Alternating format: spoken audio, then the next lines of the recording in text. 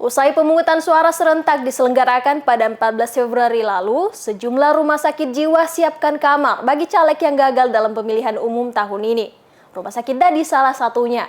Tak tanggung-tanggung, RSJ satu-satunya di Sulawesi Selatan ini akan menyiapkan hingga 100 kamar dengan berbagai tipe sebagai antisipasi bagi caleg yang mengalami gangguan kejiwaan atau stres akibat gagal terpilih dalam pemilu tahun ini.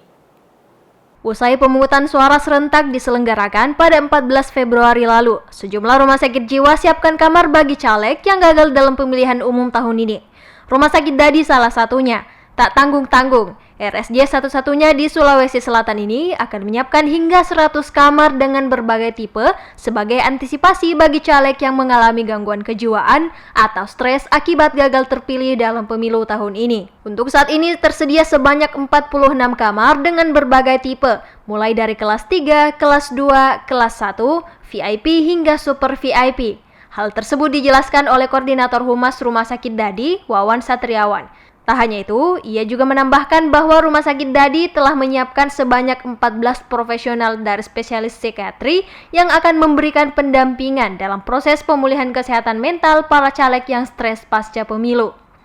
Antisipasi yang dilakukan bukan tanpa alasan. Berkaca dari pemilu sebelumnya, beberapa caleg yang gagal dalam kontestasi politik yang menghabiskan modal tak sedikit ini mengalami stres dan membutuhkan pendampingan kejiwaan.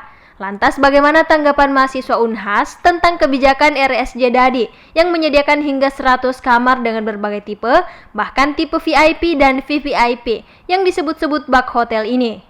Kalau dari saya sendiri, untuk kebijakan-kebijakannya sih saya belum baca secara rinci, tapi menurut saya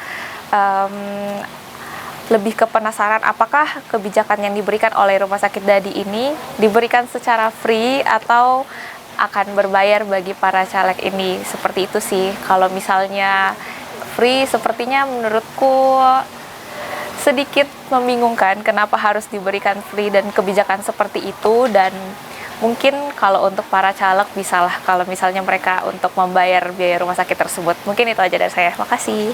Kalau saya secara pribadi, kebijakan itu boleh-boleh saja, tapi harus diperhatikan kalau ini rumah sakit kan untuk melayani masyarakat juga.